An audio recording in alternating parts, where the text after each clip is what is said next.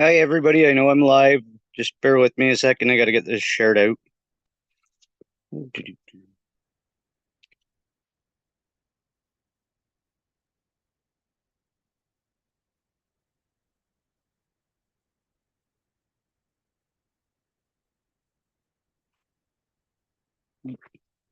Feedback.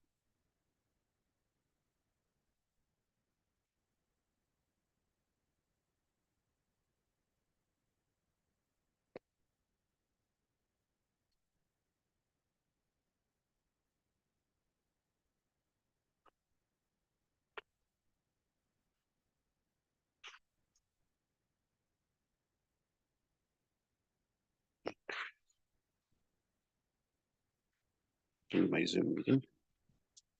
Okay, I think we're good to go. Get my chat set up here again.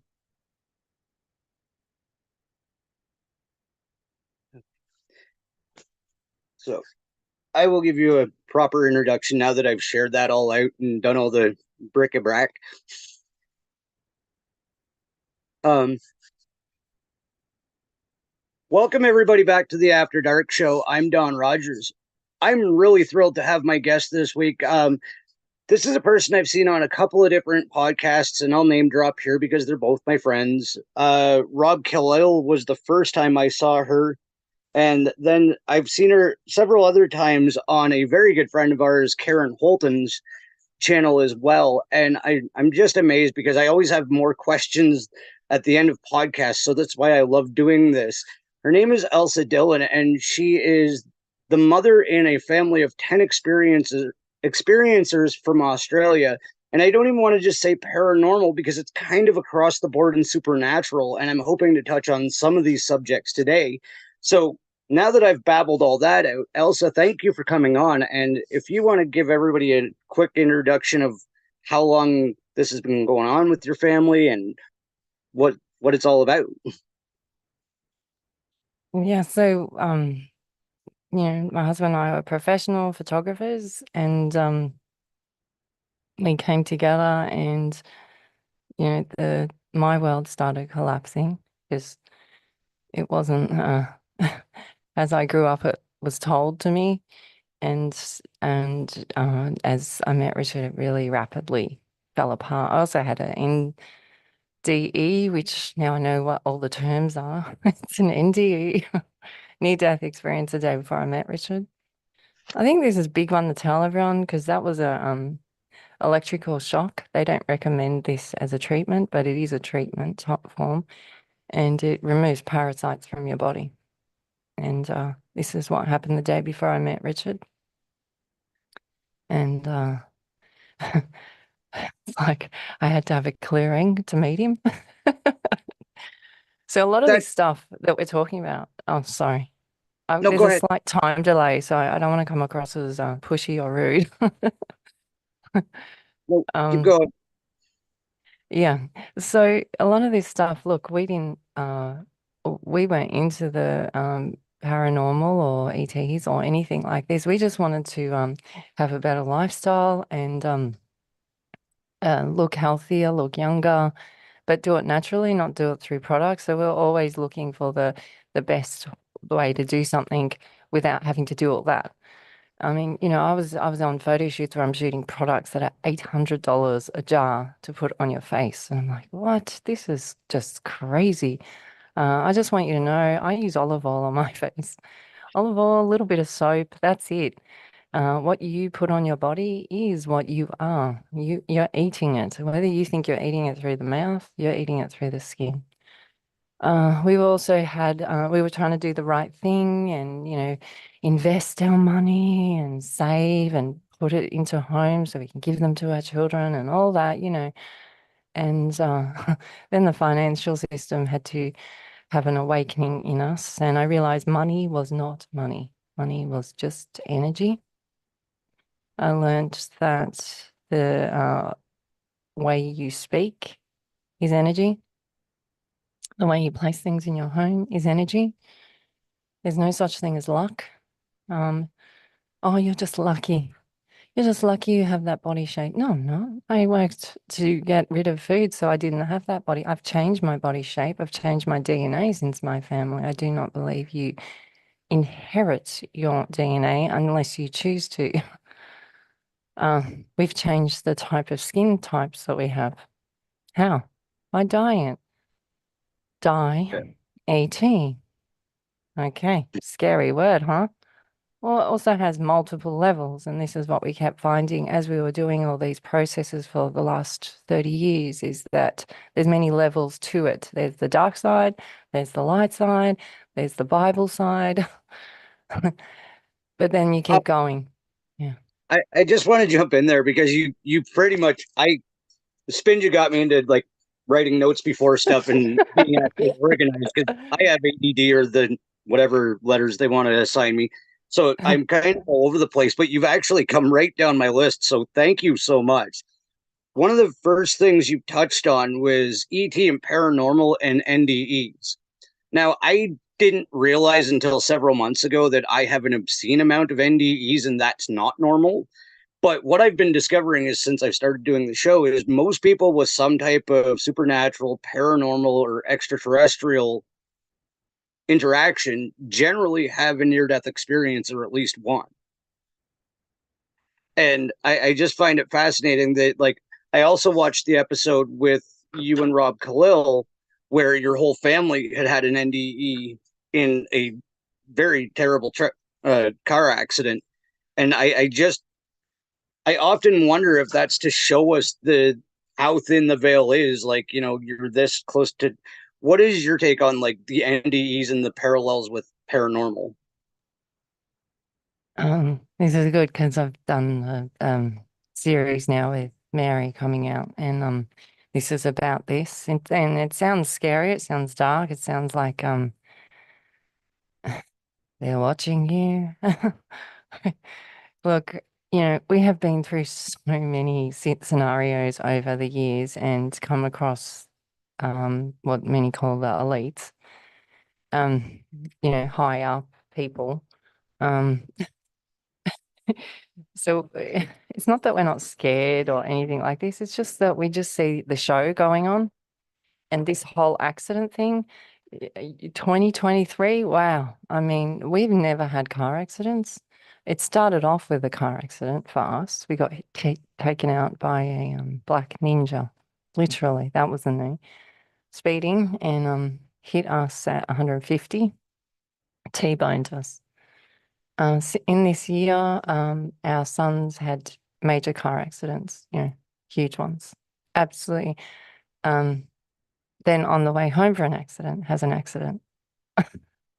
Two NDEs in less than 1 hour. Like I just this is insanity. I spoke to Mary about it, and she says when you have these sort of things happen, um, sometimes it's like a handler.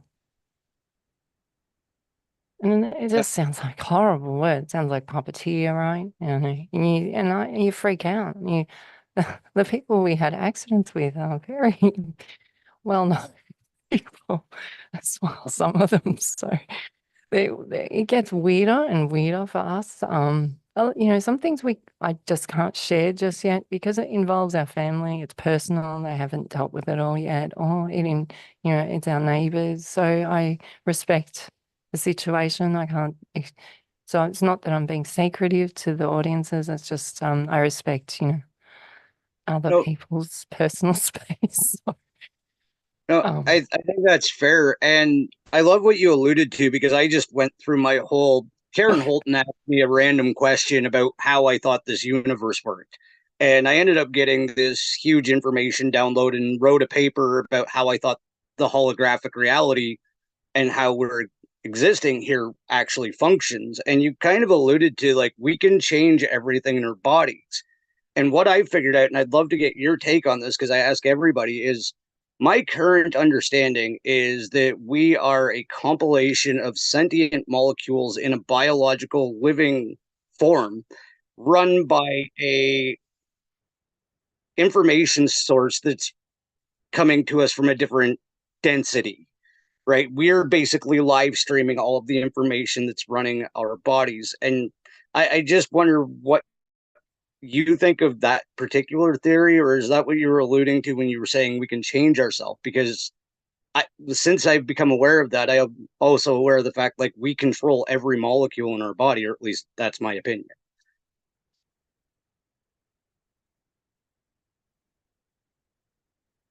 Oh, I can't hear you. That's all right. I'm okay. Sorry. It's 5 a.m., so I'm a little slow. I don't know. Some days I'm really sharp and some days I'm a bit slow. I'm only on second coffee though, so um so not only can you change the molecules in your body, you can change who comes around you. You can also now affect the sun and the stars and the and you just have to, it's kind of like you got to be aware of it and then you got to get out of the ego of it, because if you get into the ego of it, then that pulls you out of the alignment and it sets you on another course and it's not as powerful. And it it's getting away from the ego helps you get away from the fear and doubt, because once you get too far in the ego, the fear and doubt can creep in really easily. So you get out the ego, and I've heard other really big channelers speak about it. Is you put it in place, so you create it, but then you allow the cosmos to handle it because you're not clever enough for it, because it takes a lot of alignments. It's not just your alignment, it's the bus, it's the neighbor, it's the shopkeeper, it's the person on the other side of the world. So to you can think that you can create that is egoic. You just let the cosmos do it. So you put the intention out or the prayer out, and then you walk into it. That's what we keep saying. Our puppies in the background, sorry. They just want to say I, hi. I'm actually surprised mine are being so good. You've seen the pictures of my huskies. Yeah, It's they're actually beautiful. mysteriously quiet here. Mm. And you've mentioned your kids a couple of times, and I'd love to know because I actually have a 16-year-old stepson that's pretty much online and spiritually aware. I can have these conversations about the energies of the universe, and this kid is just getting it every time. How do your kids, I guess, traverse the living in a home with spiritually aware experiencers and then the times when they have to go into general public? I know even my fiance has a hard time with that. Like her and I have some of the most in-depth conversations and then she has to go and do a 9 to 5. How do your kids deal with that? Well, again, they're more on the hush hush side of it. They just a lot of the time we've just been waiting, I guess, waiting for when everyone would be ready to hear these words. I mean, we knew of these dates from the astrologer, so that was kind of helpful. But um, 10 years ago, I didn't understand what the dates meant. It's only as time went on. It's been interesting hearing the teenagers go out because, well, now adults, they're going out to clubs and stuff. So they're seeing them at nightclubs. So, like, we had one daughter go out and it was her first time at a nightclub. And I remember, like, we have debriefing, which is like a military exercise, but this was formed in the pyramids as well for a healing process. And the debriefing afterwards was, Mum, it's one thing to see beings around beings, right? But to see them around when they got alcohol and then to see them when they're on drugs, this is a whole new level. And she was explaining it to me, and I was like, you all right? You're okay?" She goes, "Yeah, yeah. It's she said it was quite entertaining. It's like the beings are like, ugh, they're rolling. Some of them are rolling their eyes, going, well, this is going to take a while because they've blocked it with chemicals. Because they're just like you Mhm. said, they're blocking their atoms, they're blocking their molecules in their body. That's it. But it's interesting with the kids hearing because they're more worried about the public, how the public will be. They're not worried about the beings, they're worried about the public. It's so weird, right? Everyone's worried about having a first ET meeting, and our kids are like, no, no, I'm just worried what they might think. And I'm like, they're not worried about the ETs, they're worried about the humans. Yeah, that's actually something Frank and I have talked about a couple of times. You talked with Frank yourself.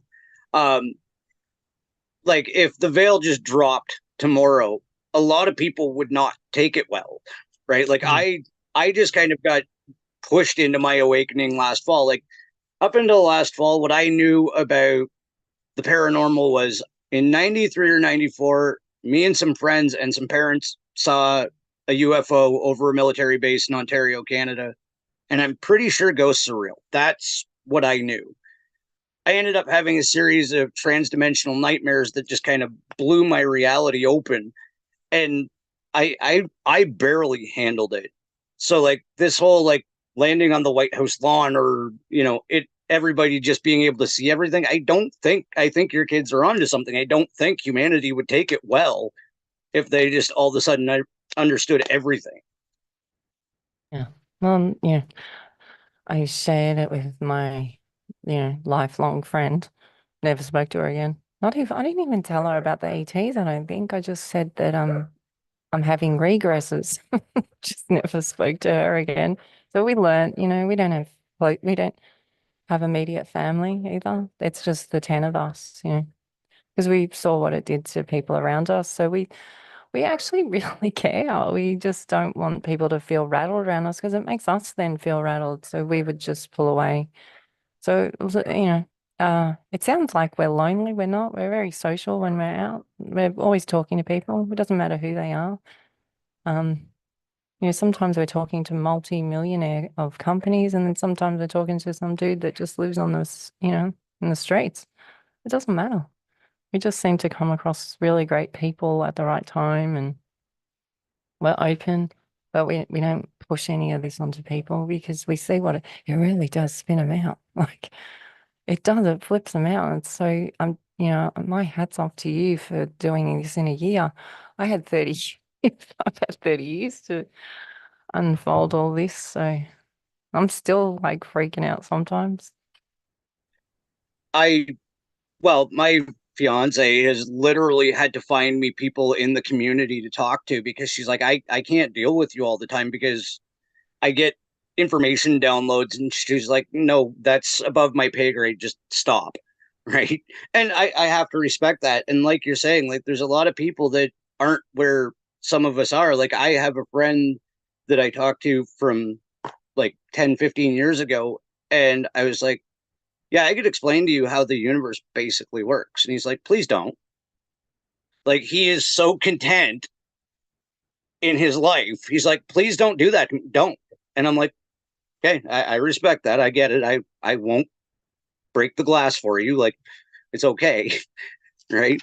And I think that's great that you guys are in that same, because at first, and like I said, I crashed into this last year. At first, it feels awkward when you're trying to wrap your head around both worlds. And it's like, okay, what can I talk to you about? What can I talk to you about? What can I talk to you about? And then you're like, okay, I'm just going to keep this for us. And this is the rest of the world. And that's what I've had to do to separate it. Like, I even tried to explain this to my mom and like my transdimensional experiences. And as close as I could get with her, she's like, I've read Sylvia Brown, which is about past life regression. I'm like, that's probably the best we're going to hope for here, mom. Thank you for trying. Right. Like, that's really all I could do with her. Sorry, you just kind of got me on a train of thought there. Um, Something that I heard you mention before, and I'd love to hear more about the concept and like how you guys get there mentally, is moment collecting and seeing the gifts, right? Because I think that's something a lot of people in our day to day miss is the things, the simple things that are going on. And I love your perception on this, and I would really like you to share it with my audience because it's a great outlook.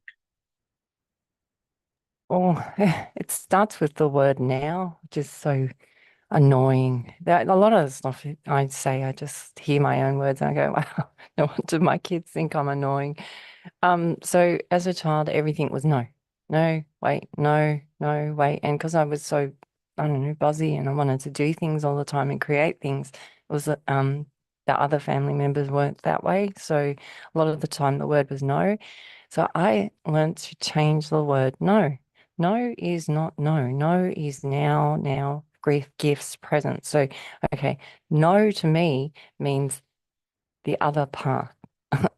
So I'm just on this part of the fork. Now I want to go over this side. So if you're going to say no to me, that's fine. My calling is saying yes, or there's something there. There's a reason that there's a no. Okay, so I look at the no as a now gift. So now I've spun now, no, knowing, new, now. It's all the same thing. It's gift. So I can get a new thing out of it if I'm smart, and I get out of the ego and find what it is. So I just feel, why is this no? Is it their no? Is it my no? Is it something to do with the environment? I start going through, and it's like going through all the programs that you have. Is it a feng shui thing? Is it a physical thing? Is it a monetary thing? And I start going, is it history? I start going through it, and then I'll get a light flow, like loop effect, or a ping, a feeling, like a frequency, and then I go, and then that's the thread. And I found it, and I go with that, and generally then it turns to yes. And that's what I trained myself to do, that as a child, because I didn't want to have a no. I liked being able to follow my calling. And when you stop your calling because someone tells you no, or there's fear or doubt there, you fragment yourself there. So a piece of you breaks off there, and you have to go back and collect it. And this, you might not be able to collect it until you're on your deathbed. And I just don't want to be fragmented. I just want to be the whole version of me as much as I can. So that's how I hope I answered that okay. It's a weird way of answering it, I know, but that's what I did. It started from very young, this no.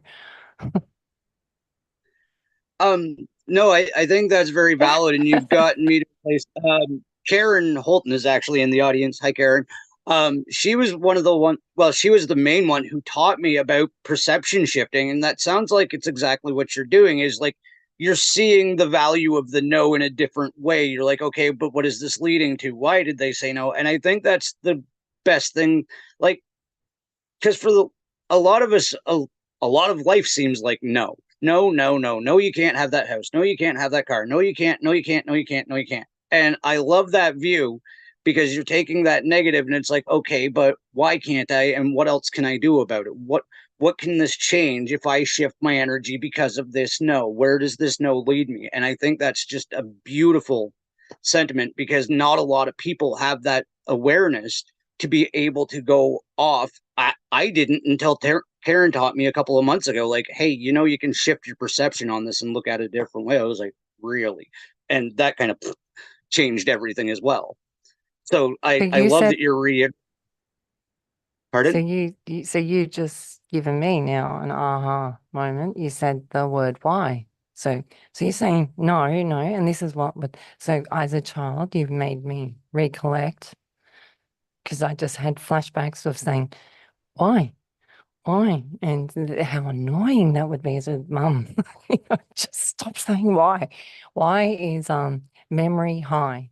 It's the peaks high. It's the two paths high. So when you're saying why, you're actually pausing moments. Instead of, you're not just walking into it randomly, you're actually going, hang on a second, I have a will. So when you say the word why, this might be clever because this might be a trigger for everyone now. When you say the word why, you're actually coming to the fork of the road. You're coming to the confluence of those two streams. You're coming to the choice point. You're coming to why you came here as a star seed. You are coming here through will. And when you're at that fork, that you're at will moment. You're at center point. You're at the center of your compass. And you can be all this and be all that, but when you say the word why, you've come there. And this whole why word might be a whole spiritual thing, training purpose. So thanks to you and Karen's conversation and what you just said, um, I'm going Well, to use it now as and a trigger word. When I'm saying why, I'm at center point. I'm at the center of the compass at the mast. and I love that it's going this way because since we did Karen's program, we started asking why, and it's like, okay, why do these things happen? But something that Spinja taught me was something she started doing at work because she's got a lot of emotional trauma that she's still dealing with. She's been getting into a why war with herself. Every time her self talk goes negative, why am I feeling this? Why do I think that? What is this? Why? And it's just, even with the negative emotion you cause yourself, you can get into this battle of why. And if you can't figure out why, then it's obviously not yours, right? If it serves no purpose to your emotion, there's no why. You think this, right? But sometimes it's stored in, like you said before, it's stored in your cells. And this is where our first daughter, she's just gone and studied kinesiology because we've done kinesiology from when they were 10 days old. And you go, how can a baby have issues? And you're going, the baby has issues. Um, and it can be from past lives, it can be from the birth canal. Usually it's jaw and hip. And so things can be a why in you and stored in your cells, and they're veiled, they're blanketed to protect your psyche. So kinesiology, because you'll have a program in there or a block because it was so traumatic when it happened. But when you go and do kinesiology, it's the most bizarre thing because it will be some school teacher that said two words to you, and that was the trigger point. And you go, really? And then you go, well, hang on a second. If a teacher could say two words to me, and that's what's given me this illness for my whole life, which isn't their fault, it's just what your body cells have remembered and interpreted. How powerful are we? Like, seriously. First of all, the teacher didn't even know she did it. Then the child is holding it through their whole adulthood. Like, when you start to then start analyzing this, you go, wow, we can really do this. We can really do this. And you get over the whole hierarchy that you are this powerful creator, and you just go, all right, let's do it today. Wake up. Why is he going to throw at me today? Um, that kind of leads into something else I wanted to ask because I totally get what you're saying. We do hold a lot of negative emotion and it causes toxicity. Does your family have any energetic practices? Because again, that's something my fiance is studying, is like Qigong and German medicine and all of these energetic things that she wants. There's a couple other, and of course I'm drawing a blank. But what energetic practices, or if any, do you guys do to kind of clear yourselves? Because there is a lot of negativity just floating around.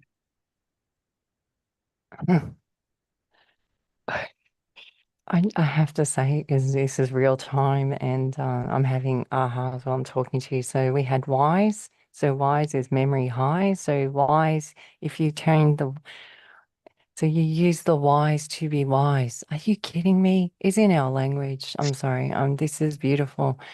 This is what happens. It No, happens real for us. And people go, oh, that's cute, but that's just coincidence. And I go, ah, there you go. I win again because I didn't believe in that word. It's dovetailing, it's dovetailing, it's dovetailing.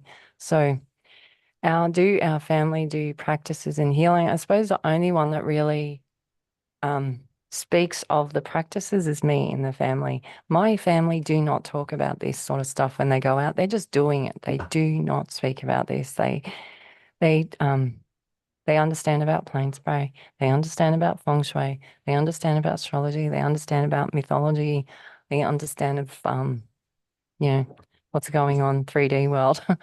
They understand all those things. They've met all the celebrities when they were children as well. They understand all these different types of role playing. They get it, they get it, they get it. They understand they're indigenous and they respect cultures of the land, but they don't do any practices really because they're actually just doing it in their day to day. It's not a thing that we talk about. The only person that talks about it is me in the last few years in you know on with interviews and things. And even that has been challenged. That's probably been the biggest challenge for my family because we're family and I'm in the home. And so we've had to make it so that it doesn't interfere with their lives because they're hearing it over and over. And they ask me not to speak about it when we're out because they get tired of hearing it because they're just doing it. And that's what Yoda was teaching Luke Skywalker to do it in your all, do it in the is, do it in the now, do it in the do it now, do it now, do it now. And if you have a bad day, or go have a sleep, or go have a cup of tea, start again. You're allowed to start again. This hanging on to it is just painful. I think that leads into another question I wanted to ask you because I've heard you talk about frequency a fair bit, and your family is very aware of how frequency and projection and your own frequency affects your universe around you. What is your thoughts on, like, okay, my personal take is if the collective or even a percentage of us raise our emotional frequency to a certain resonancy, that it will kind of be the jumping off point for the shift. And like, okay, my whole theory on it is that we can only perceive certain frequencies, right? We can only certain spectrums, and other things are imperceivable to us. So my thoughts are, if we as a collective or a group of us raise our frequency to an emotional state, would we become imperceivable to those in a lower vibrational state? Right. And is that how we're going to coexist without having to coexist? Or what are your thoughts on what's going to bring on the ascension, or whatever verbiage you want to use on it? Um, okay, so now we go into dragons. So we're in the year of the dragon. Dragon is what you spoke about earlier, Don. It's the drag ions. So we're in the year of the dragon. They prepared us in 2023, a lot of us. I saw a lot of people being prepared. To understand dragon, it's also the compass, which is the swastika symbol. So a lot of things that have been given a really dark name are the things that are supposed to also help us. So um, you can't stop at one timeline. You got to go before the timeline. So this swastika symbol, I understand and I respect what it triggers in a lot of people. But if you go before this, it's a compass dragging, and we're in the ones whom are awakened, the ones that are have been doing the awakening or doing the work, light up others. So the seekers, the ones that ask why or have been asking why, they're lighting up the others. And it's in our DNA way, way back before we were actually even a human. And it's goes back to when we were a fruit fly. And the DNA in us is the ones who are pulling the dragons at the forefront, they raise the consciousness of the others. So it's actually intelligence is a collective consciousness and it's a super organism. And so since August 2022, we felt we felt like it went like this. So if we felt like any point there was a huge shift in consciousness, we felt it go like this. And we went, okay, bang, this is happening now. So, and then since August 2022, it has been steamrolling. Everyone, all the different groups, ETs, astrology, all of it starting to merge together. And whoever the watchers are, or the puppeteers, or whatever you want, white hats, black hats, I don't know who's who anymore, but whoever's watching, they've gone, okay, now we can start the next show. And this show that they're presenting in the media now is the breakdown one. They're showing that like in Australia now, everyone likes Trump. What we've been fed hate Trump. Everyone in Australia hated Trump. I mean, I felt like we were the only ones that liked him. And we're not political in any way, but and I don't even know if Trump is Trump anymore because I seriously don't know what I see in the media. But what they're feeding us in the media, we even felt like it went like that as well. We've also had it happen in our real life with a lot of confirmations as well. So, so it's definitely this. We're seeing changes in the way shopping centres behave. So they're breaking it down now. Even my kids are coming and showing me stuff on TikTok, and they're going, "Hey, they're talking about what you talked about, and 10 years ago, they're talking about this, they're talking about that." And I was like, well, if it's starting to come through with the teenagers, they're really feeding it through quickly now.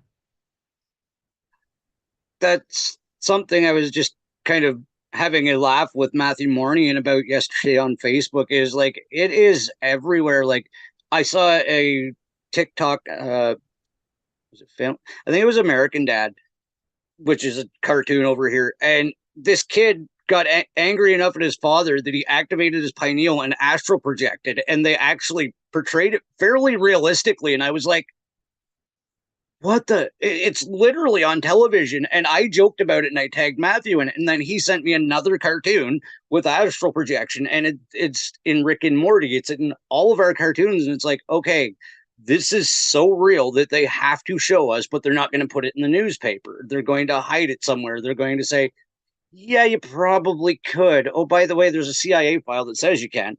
But it's just it's almost their excuse to, like, well, we put it in a movie, you guys should have figured it out. We put it in a cartoon, how did you not get it? Like it's that obvious. Like I have a teenage boy that comes home and is like, Dad, you're not going to believe this, check this out. And same thing, it's like just this quantum entanglement conundrum that's explaining that we're molecular and physical and plasmic and all of these things. And he'll be like, didn't you just say this? And I'm like, yeah.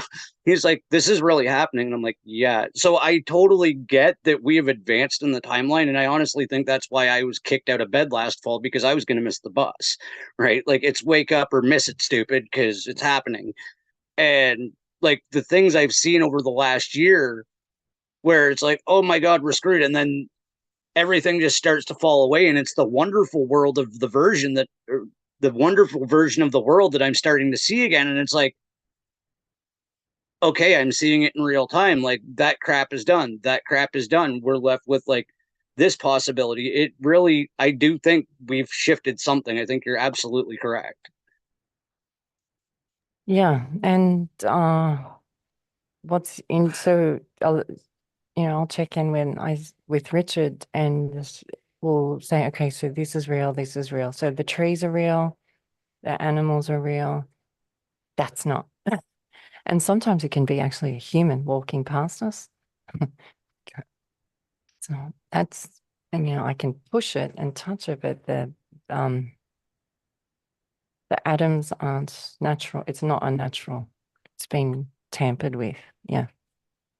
And so Yeah. this is where we're at now, is a lot of the dialect that's coming through and the information and whom you follow and who you listen to. Just how does it make the only way you're going to be able to decipher stuff in this next phase is not through a computer program or your apps on your phone. It's how does it make you feel? That's it. That's all you have to go from. Um, it's not what your wife says, it's not what your husband says. How does that person or that thing that you just heard make you feel? Address it right then and there, and then move on. And that's the best way you can get through these next two years, especially because they'll filter, they'll try everything. The ones that are the ones they've been left, they'll be desperate. You can see how they're behaving. They're desperate, but they also know that they can't feed the fear ones because if they do, the fear ones will be the ones that really take them out. So they're hoping for compassion and kindness. They're not stupid. Yeah. Um, Shoot, I just forgot what I was going to say. I Sorry. I sometimes look, no, if I I lose the topic, please pull me back on. I'm so sorry if I spin off. no, that wasn't you. That's something that happens to me quite often, and I'll just be like, and then it's gone. In Rob's show, I could you possibly, if we have time, I think there's about 20 minutes left. What is the understanding of the oversoul? Like, is that the subtle body that everybody talks about, the energy body? Like, or is there an easy way to kind of explain what that is and how it affects us? So the oversoul was found out through our family as a game. And so they wanted to connect galactically. I didn't do this, the kids did this. Anyway, I don't know how they quite did it, but they connected to their oversoul and because they wanted to see who was the boss in the family. This is, you got to think like a kid because they're like, okay, well, if we're all starseeds, then that means we're all different ages. So they wanted to work out an age thing. And so they were working out who's been created the longest. And so they did it like a timeline in who was the oldest in the family. And it wasn't who we thought. So I think Jerry was one of the oldest. So it was sort of Richard, then it went me, then Jerry, not the eldest daughter. She's the number 6 oversoul in age. She's very old. And so she gets say in who gets to buy the chocolates at the shop. So this is how, so you're taking a whole big spiritual practice and bring it back into who gets to say have the last say of who gets what chocolate. So it was just funny how the kids brought it in. Then they actually started working out how they've interacted throughout each other's lives. And the electrical one in our family, Ginger, they worked out that she was the one that came in and basically killed me before I met Richard to clean the parasites. Yeah. And so it's not just Yeah. her that's channeling into this information. Another one will channel into it, and they all get different versions of it, but it leads them back to this same message, the same answer. And this is how we realize that this is a family unit thing, what's going on, which is is weird again because we had no one to talk to about this, so we just thought we were a bunch of weirdos. So yeah, so a lot of the terminology, we didn't even know what NDE. Some people were saying, so how many NDEs you had? And I was like, what's that? What? I thought it was some type of disease at first because you know how they have all the alphabet. Yeah, so then there's OBEs, and so then we realized that this has all just been going on all the way along. And then as other people realize about NDEs, then you start to realize all the NDEs you just missed by this much, Yeah. by that Y moment. How close. Richard just had Yeah. one with a kid the I other day. really, Yeah, Carl missed him this much. Richard could see the whole thing happening, and he is on the horn. This kid's crossing the road, and Richard's on the horn, and Jerry's in the other side, and this kid is this close to being hit by a big truck on the other side coming. And the kid actually didn't hear the horn. Richard was so much on the horn, the truck driver got close enough to hear the horn and slammed on the brakes. The kid fell over and the truck missed his head like this much. Oh my This just gosh. happened in our town, like, yeah. So this is an NDE. Did the kid even realize he nearly had an NDE? No. Probably affected more the Yeah. truck driver and Richard. So this moment resets both of them, but doesn't reset the kid who nearly had it. It might come up maybe later on in his life. Yeah, that's always a shock to the system. Like you were saying, like I was like, okay, when I first started thinking about it, I was like, well, yeah, I've had a couple. And then I was like, well, wait, that's like six. And she's like, well, what about these times? And I'm like, okay, that's like eight. And I was like, okay, but we can't confirm the other four, so it's not 12. And I'm like, well, how many do normal people have? And she's like, none. And I'm like, oh, right. It was I, just like I because like the the cute one you were talking normal about. people. Yeah. Like how many normal people have? She's like none. And Yeah. I found it interesting we were talking about the electrocution one because that was one of my worst. I was working in a stone quarry in Ontario and you have to use a water saw. Like it's a diamond tipped giant blade saw that runs water constantly. And it runs off of 920 volts through a thick power line. And I was just working away on a Friday trying to make my quota and I didn't realize that the very safe power line that was above me had actually snapped the zip tie, and the 920-volt power line fell into my saw and then electrified the saw while I was standing in a puddle of water with wet work boots. Some amazing thing happened. The guy next to me, I still don't understand how he could have possibly, but this was the explanation I got. Jumped over the puddle, kicked my hand and the kill switch on my saw at the exact same moment, and landed in the puddle with me and took me out of the room. And I was like, I don't know how that possibly happened. That man is an angel, and I don't even remember his name. I was out of body for what I was told was 30 seconds, non responsive, dead on my feet. There was nothing behind my eyes. I blinked and came back, and my boss was already out of the office by then. He's like, I need to take you to the hospital. I'm like, I want to go home. And he's like, no, you need to go to the hospital. I'm like, I want a beer.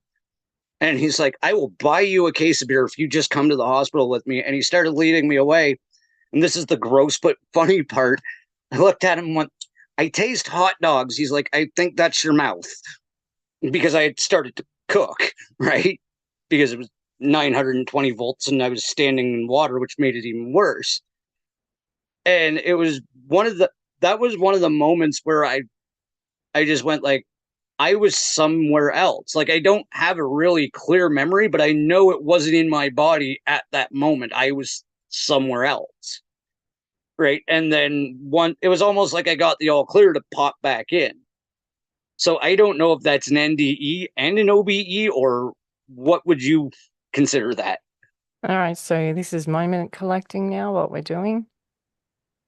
And it's a form of time travel. So moment collecting. So you can do this with other people that can scry, tarot card readers, psychics. You can do it in kinesiology as well. There's different ways you can do it. You can do it and check on astrology, your timeline, what happened when this happened to you, or just prior and then just after. So again, multi-level, multi-dimensional, where do you want to go? Well, I'm just picking up on it straight away. First thing you said was it was on Friday, which I think they're messing with you.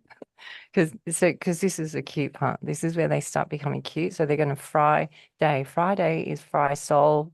Friday is I can't they're so mean. I just think they're so cute and mean at the same time. They're so annoying.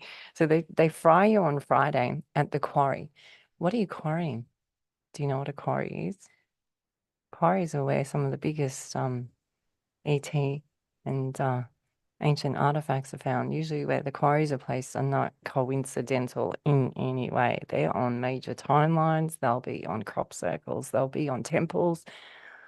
They will have the oldest history there. So what are you quarrying? What was the quarry? Do you remember It what the stone is? it was a flagstone quarry, but when you just said that, like every hair on my body just stood up. Yeah. What's flagstone mean? Sorry. It's like black decorative stone that people use in their lawns, but these Oh, were that's the very name deep of it. quarries. It's Yeah, called like it's a black. flagstone. Oh my God. Yeah, Flags. Are you serious? So it's called flagstone? So they're going, yeah. let's wave the flag. So flag and stone. So you got flag waving and stone is sold. Is this what they call it? Flag, FLAG? Because I'll look it up for you later. So flag style, just from what I'm talking with you now, is they're calling your attention at the quarry. So you've had a literal. This might have been yourself doing this to yourself. It's just because a lot of times people say, "Is there any? Do you have a protector around you?" Which was definitely he was definitely angelic type behavior. What he did. This is what happens around our family.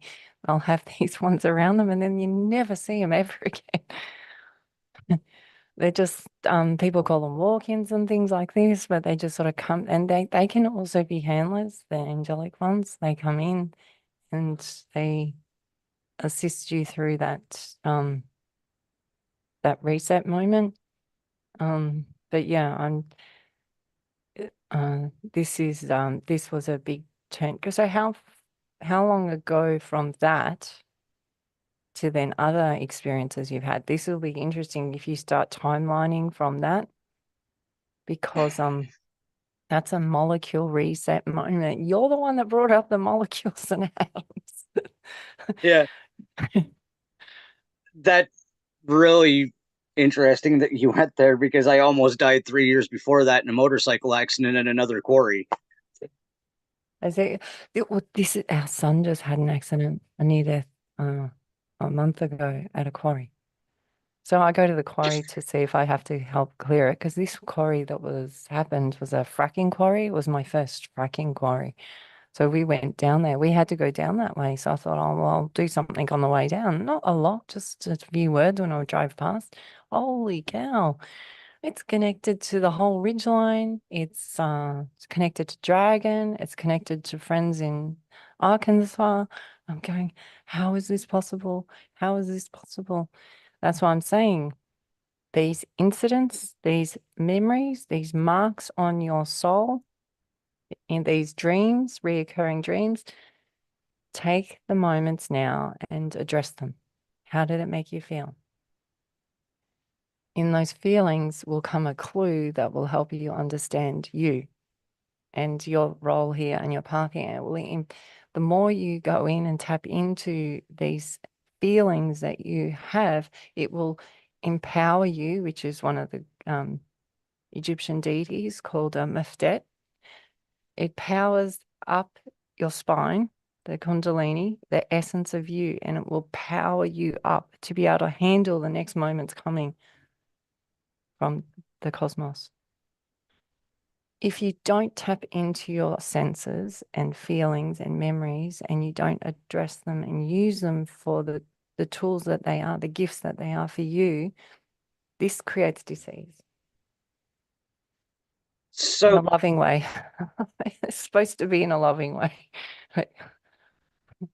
no, this is very helpful, and I think it might be with my partner as well because she's got some emotional trauma from other family stuff. But I think that's very valuable. Is like going back and even in the terrible experiences, looking at what it gave you as a positive. Like where did you go from there?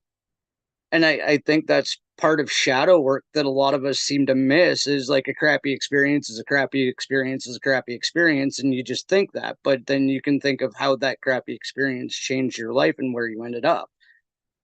And I only go there because I literally just had this epiphany the other day. I looked at Spinge and I'm like, I want to thank everybody in my life that it was ever mean to me or effed me over because they put me right here at the happiest moments of my life and I'm about to marry my best friend.